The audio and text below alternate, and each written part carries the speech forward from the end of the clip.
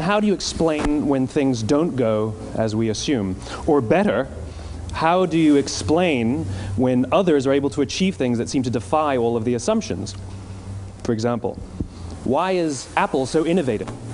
Year after year after year after year, they're more innovative than all their competition. And yet, they're just a computer company. They're just like everyone else. They have the same access to the same talent, the same agencies, the same consultants, the same media. Then why is it that they seem to have something different? Why is it that Martin Luther King led the civil rights movement? He wasn't the only man who suffered in a pre-civil rights America, and he certainly wasn't the only great orator of the day. Why him? And why is it that the Wright brothers were able to figure out controlled powered manned flight when there were certainly other teams who were better qualified, better funded, and they didn't achieve powered manned flight, and the Wright brothers beat them to it? There's something else at play here. About 3.5 years ago, I made a discovery, and this discovery profoundly changed my view on how I thought the world worked, and it even profoundly changed the way in which I operate in it. As it turns out, there's a pattern. As it turns out, all the great and inspiring leaders and organizations in the world, whether it's Apple or Martin Luther King or the Wright brothers, they all think, act, and communicate the exact same way, and it's the complete opposite to everyone else. All I did was codify it. And it's probably the world's simplest idea. I call it the golden circle.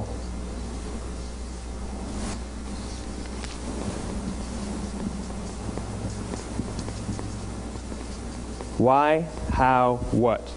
This little idea explains why some organizations and some leaders are able to inspire where others aren't. Let me define the terms really quickly.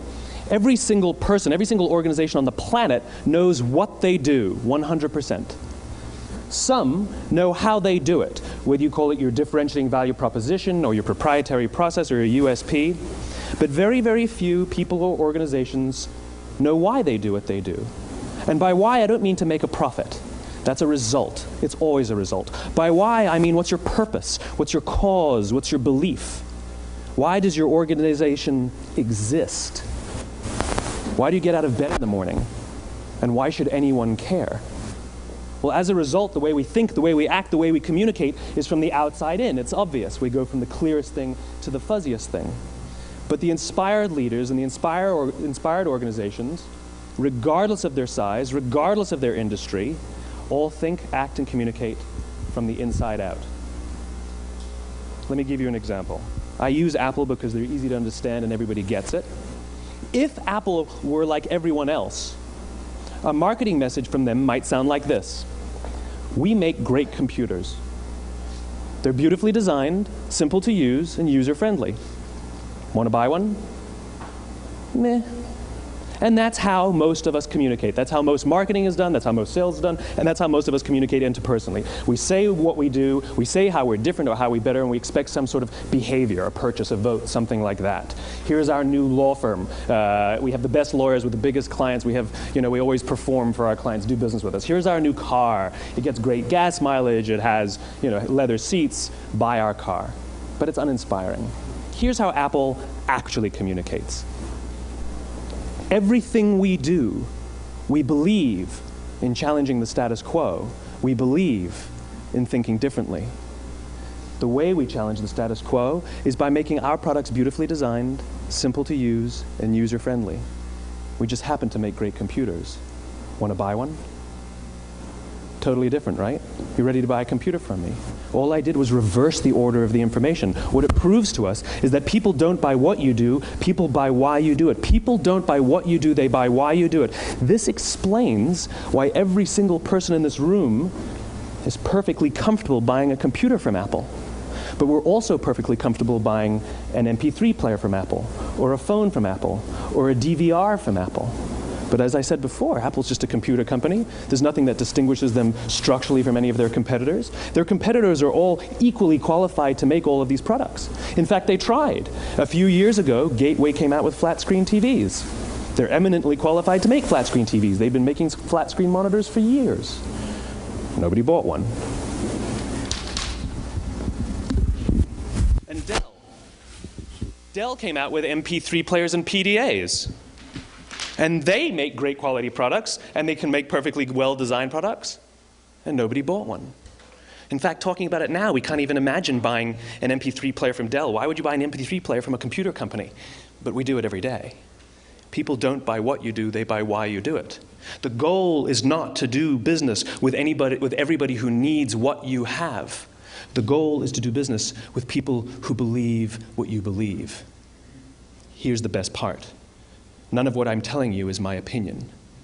It's all grounded in the tenets of biology, not psychology, biology. If you look at a cross-section of the human brain, looking from the top down, what you see is the human brain is actually broken into three major components that correlate perfectly with the golden circle. Our newest brain, our Homo sapien brain, our neocortex, corresponds with the what level. The neocortex is responsible for all of our rational and analytical thought and language. The middle two sections make up our limbic brains, and our limbic brains are responsible for all of our feelings, like trust and loyalty. It's also responsible for all human behavior, all decision-making, and it has no capacity for language. In other words, when we communicate from the outside in, yes, people can understand vast amounts of complicated information like features and benefits and facts and figures. It just doesn't drive behavior. When we communicate from the inside out, we're talking directly to the part of the brain that controls behavior, and then we allow people to rationalize it with the tangible things we say and do. This is where gut decisions come from. You know, sometimes you can give somebody all the facts and your figures, and they say, I know what all the facts and details say, but it just doesn't feel right. Why would we use that verb? It doesn't feel right. Because the part of the brain that controls decision-making doesn't control language. And the best we can muster up is, I don't know, it just doesn't feel right. Or sometimes you say you're leading with your heart or you're leading with your soul. Well, I hate to break it to you, those aren't other body parts controlling your behavior. It's all happening here in your limbic brain, the part of the brain that controls decision-making and not language. But if you don't know why you do what you do, and people respond to why you do what you do, then how will you ever get people to vote for you or buy something from you, or more importantly, be loyal and want to be a part of what it is that you do? Again, the goal is not just to sell people who need what you have. The goal is to sell to people who believe what you believe. The goal is not just to hire people who need a job. It's to hire people who believe what you believe. I always say that, you know, there's, if you hire people just because they can do a job, they'll work for your money. But if you hire people who believe what you believe, they work for you with blood and sweat and tears. And nowhere else is there a better example of this than with the Wright brothers. Most people don't know about Samuel Pierpont Langley. And back in the early 20th century, the pursuit of powered man flight was like the .com of the day. Everybody was trying it. And Samuel Pierpont Langley had what we assume to be the recipe for success. I mean, even now, you ask people, why did your product or why did your company fail? And people always give you the same permutation of the same three things.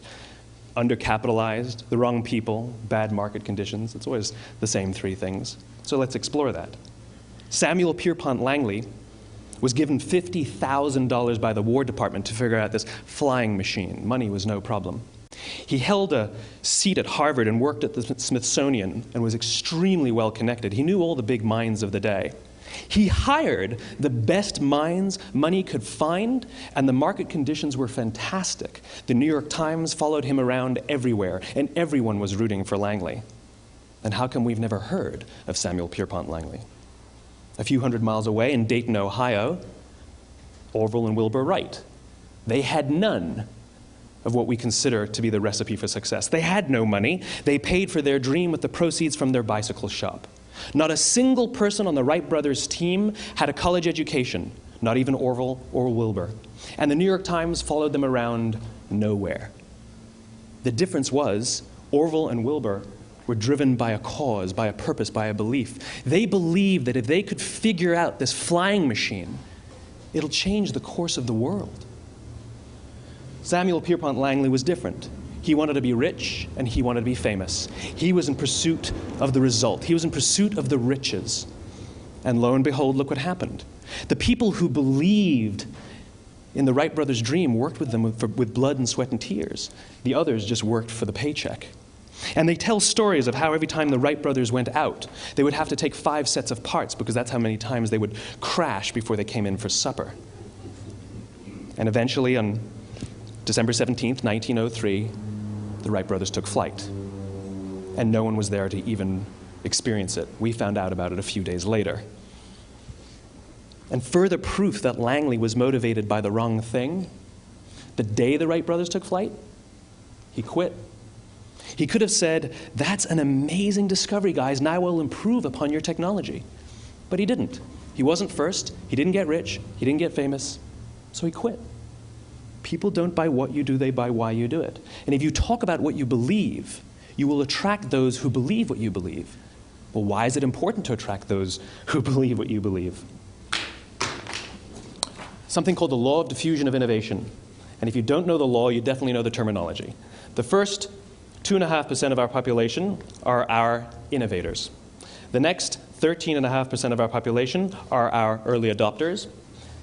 The next 34% are your early majority, your late majority, and your laggards. The only reason these people buy touch-tone phones is because you can't buy rotary phones anymore.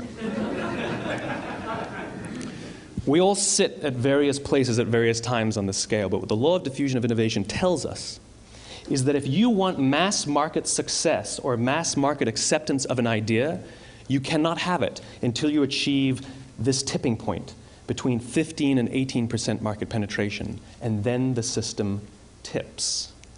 And I love asking businesses, what's your conversion on new business? And they love to tell you, oh, it's about 10%, proudly. Well, you can trip over 10% of the customers.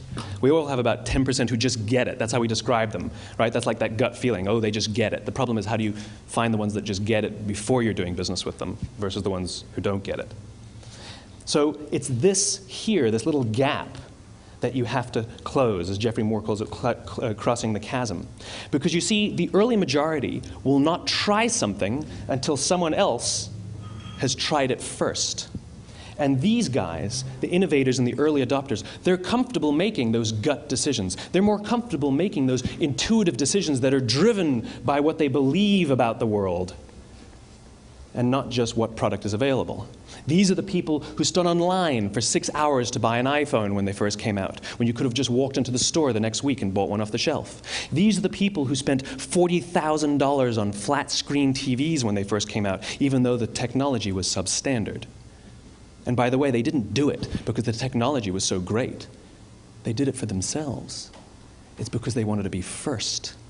People don't buy what you do, they buy why you do it. And what you do simply proves what you believe. In fact, people will do the things that prove what they believe. The reason that person bought the iPhone in the first 6 hours, or stood in line for 6 hours, was because of what they believed about the world and how they wanted everybody to see them. They were first. People don't buy what you do, they buy why you do it.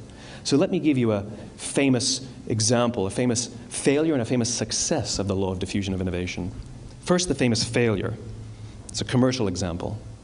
As we said before a second ago, the recipe for success is money and the right people and the right marketing conditions, right? You should have success then. Look at TiVo. From the time TiVo came out about 8 or 9 years ago to this current day, they are the single highest quality product on the market. Hands down, there is no dispute. They were extremely well-funded. Market conditions were fantastic. I mean, we use TiVo as a verb. I TiVo stuff on my piece of junk Time Warner DVR all the time. But TiVo is a commercial failure. They've never made money.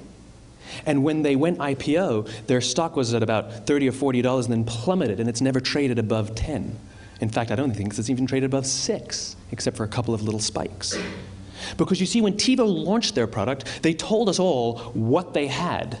They said, we have a product that pauses live TV, skips commercials, rewinds live TV, and memorizes your viewing habits without you even asking. And the cynical majority said, we don't believe you, we don't need it, we don't like it, you're scaring us. What if they had said, if you're the kind of person who likes to have total control over every aspect of your life, boy, do we have a product for you. It pauses live TV, skips commercials, memorizes your viewing habits, etc., etc. People don't buy what you do, they buy why you do it, and what you do simply serves as the proof of what you believe. Now let me give you a successful example of the law of diffusion of innovation. In the summer of 1963, 250,000 people showed up on the Mall in Washington to hear Dr. King speak. They sent out no invitations, and there was no website to check the date. How do you do that? Well, Dr. King wasn't the only man in America who was a great orator. He wasn't the only man in America who suffered in a pre-civil rights America. In fact, some of his ideas were bad. But he had a gift. He didn't go around telling people what needed to change in America. He went around and told people what he believed. I believe, I believe, I believe, he told people. And people who believed what he believed took his cause and they made it their own, and they told people. And some of those people created structures to get the word out to even more people. And lo and behold, 250,000 people showed up on the right day, on the right time to hear him speak. How many of them showed up for him? 0. They showed up for themselves. It's what they believed about America that got them to travel on a bus for 8 hours to stand in the sun in Washington in the middle of August. It's what they believed, and it wasn't about black versus white. 25% of the audience was white. Dr. King believed that there are 2 types of laws in this world, those that are made by a higher authority and those that are made by man. And not until all the laws that are made by man are consistent with the laws that are made by the higher authority will we live in a just world. It just so happens that the civil rights movement was the perfect thing to help him bring his cause to life. We followed him not for him, but for ourselves. And by the way, he gave the I have a dream speech, not the I have a plan speech. Listen to politicians now with their comprehensive 12-point plans. They're not inspiring anybody. Because there are leaders and there are those who lead. Leaders hold a position of power or authority, but those who lead inspire us. Whether they're individuals or organizations, we follow those who lead, not because we have to, but because we want to. We follow those who lead, not for them, but for ourselves.